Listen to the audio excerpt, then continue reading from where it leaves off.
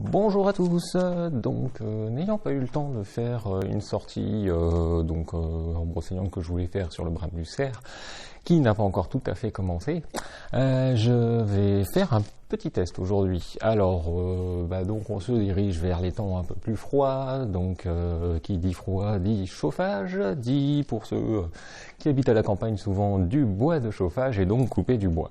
Aujourd'hui, on va tester tout simplement une tronçonneuse. C'est la tronçonneuse Parkside que l'on trouve à Lidl pour un prix de 98,99 €. Bon, on va arrondir à 100. C'est une tronçonneuse de 53 cm3 avec un guide de 45 cm. Comme on peut voir, c'est du guide Oregon avec une chaîne Oregon, ce qui est quand même déjà pas mal, franchement, pour ce prix-là. On en a d'autres qui sont pas fournis avec de la marque. Cette tronçonneuse est fournie avec un bidon d'huile, de l'huile de coupe. Attention, ce n'est pas l'huile à mettre dans le moteur. Qui est biodégradable. C'est un petit geste assez sympa de leur part déjà. Donc le flacon fait 500 ml, ce qui permet de remplissage du réservoir. Il est fourni avec une clé outil qui fait les douilles d'un côté et tournevis de l'autre. Fournit également des équipements de protection. Donc nous avons un casque anti-bruit qui est quand même d'assez bonne facture, franchement. Bon, c'est quand même du premier prix, mais c'est assez sympa quand même. Et des lunettes de protection avec les branches réglables, ce qui permet de les allonger au maximum pour les passer par-dessus le casque anti-bruit et que ça n'appuie pas. Je tiens à préciser que cette tronçonneuse, je l'ai achetée avec mon argent. Ce n'est pas un placement de produit, c'est juste une revue parce que j'ai vu qu'il y avait grosso modo une seule vidéo sur internet. Et avant un achat, c'est toujours bien d'avoir d'autres avis. Et bien sûr, nous avons la notice et un très joli carton. Côté équipement de la tronçonneuse elle-même, nous avons des dents d'abattage qui sont en acier. Contrairement à certaines qui sont en plastique des fois, au moins ça tient un peu mieux. Donc ce sont les dents, pour ceux qui ne savent pas, qui permettent de venir en buter quand on coupe et de forcer en fin de compte la coupe. Après, le réglage par contre se fait avec l'outil, ce n'est pas juste en desserrant à la main. Mais bon, c'est pas quelque chose auquel on revient pendant la coupe non plus normalement, une fois que c'est réglé. À savoir que la chaîne, quand elle arrive, apparemment c'est récurrent, est trop tendue, donc il faut la détendre un petit peu, et après tout va bien. Elle a déjà servi une fois, c'est parce que en fait j'ai déjà fait le test une première fois et la vidéo a foiré. Donc on va recommencer. Cette tronçonneuse, elle est avec un starter, parce que c'est pas un allumage automatique. Ce starter, une fois qu'on le tire, ça enclenche en fin de compte la chaîne. Et après, une fois qu'on va l'engager, on va démarrer avec la tirette, le lanceur à fil, quoi. Après, on va le rabattre une fois que le moteur sera lancé. Il aura tourné, on va voir tout à l'heure, il va tourner un coup et s'arrêter tout de suite. Donc on le rentre, et en fait il faut savoir que la chaîne reste engagée. Donc si la on démarre, la tronçonneuse ça va tourner, donc il faut faire gaffe quand même.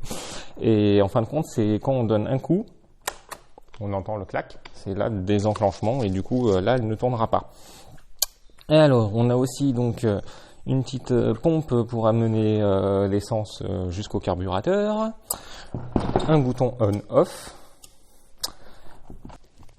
On a ici le réservoir d'essence, c'est un moteur 2 temps, donc il faut rajouter de l'huile dans l'essence, de l'huile de temps forcément, qui est spéciale, et c'est un mélange de 40 pour 1. Donc 40 volumes d'essence, 1 volume d'huile. Et on a le petit flacon doseur aussi qui est fourni avec, qui permet de préparer un plein. Donc le plein fait 500 ml et du coup ça remplit pratiquement tout le réservoir. Et on a de l'autre côté le réservoir pour l'huile de coupe. Donc, yep. Et on peut peut voir, moi je l'ai rempli hier et malgré un petit test, il en reste encore un petit peu. Enfin, il y a pratiquement rien de consommé. Donc là, apparemment ça lubrifie quand même bien, mais elle en envoie pas trop. Hop là. On a ici le frein, qui permet vraiment de bloquer la chaîne très rapidement en cas d'accident et tout ça. Et ici, on a l'accès au filtre à air et à la bougie. Donc vous pouvez voir que tous les bouchons sont faits en fin de compte pour pouvoir s'ouvrir avec le tournevis aussi, quand ils sont bien bloqués. Hop. Et le filtre à air qui se trouve ici et dessous la bougie. Donc il y a toujours ce petit joint qui vient se balader, on va le remettre correctement. Hop.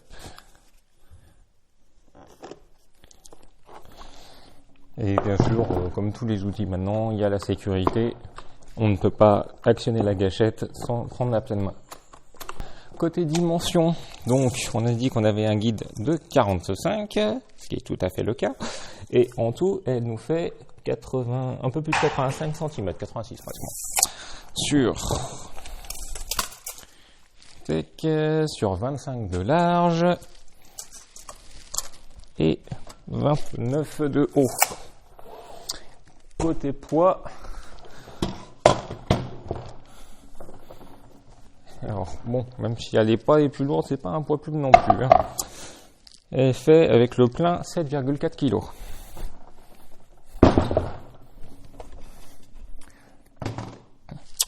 Côté qualité de fabrication, franchement pour le prix, il n'y a rien à dire. Hein. Bon, plastique de partout, hein, plastique qui est de qualité Parkside. Hein, c'est pas la meilleure qualité, mais c'est pas de la daube non plus.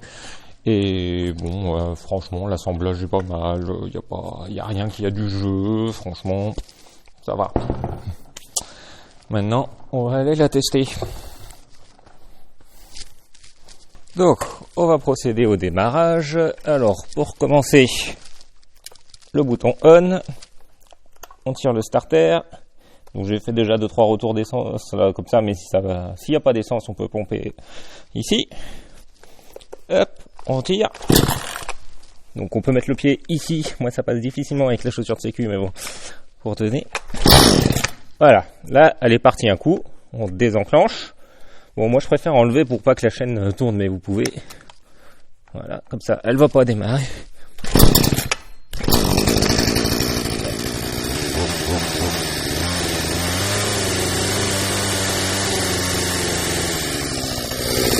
Et surtout, au début, pensez à bien la faire tourner à vide pour lubrifier la chaîne.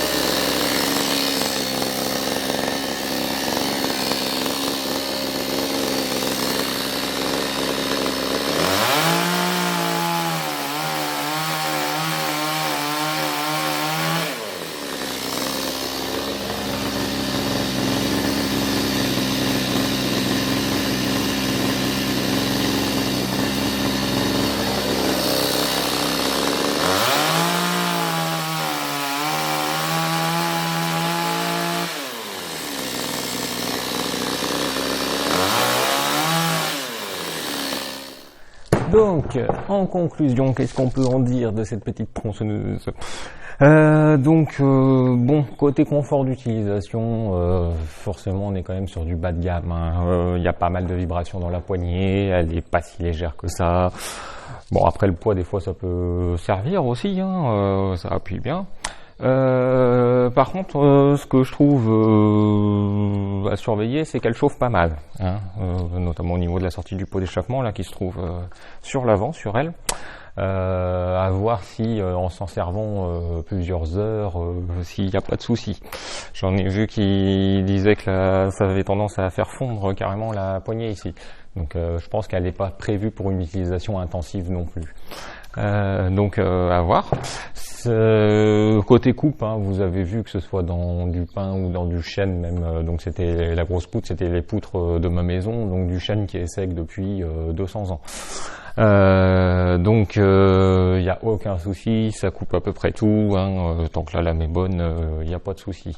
Vraiment ça, bon, il y a un moment où on a vu où ça bloquait un petit peu. Je pense qu'il faut pas être trop gourmand non plus, hein. Elle fait de mémoire 2,2 kW, quelque chose comme ça. Bon, ça fait 3 chevaux, quoi. C'est pas un monstre de puissance, mais franchement, pour 100 €, il n'y a rien à dire, hein. La même en style, par exemple, ça va être plutôt dans les 300 €. Est-ce que ça vaut le coup? Franchement, pour son prix, oui. Pour quelqu'un qui va y en avoir une utilisation pas professionnelle, quoi, je pense. Notamment à cause de ce problème de surchauffe. Après côté entretien et tout, ça semble assez facile d'accès, hein. Franchement, on a fait les 2 boulons là, on peut retirer et il n'y a pas de problème. À voir dans le temps. Si vous avez cette tronçonneuse depuis un certain temps et que vous l'avez utilisée et tout, n'hésitez pas à laisser en commentaire votre avis dessus. Si vous prévoyez de l'acheter et que vous trouvez que mon test a été utile, n'hésitez pas aussi à le dire. Je vous remercie tous et puis à une prochaine vidéo. Ciao.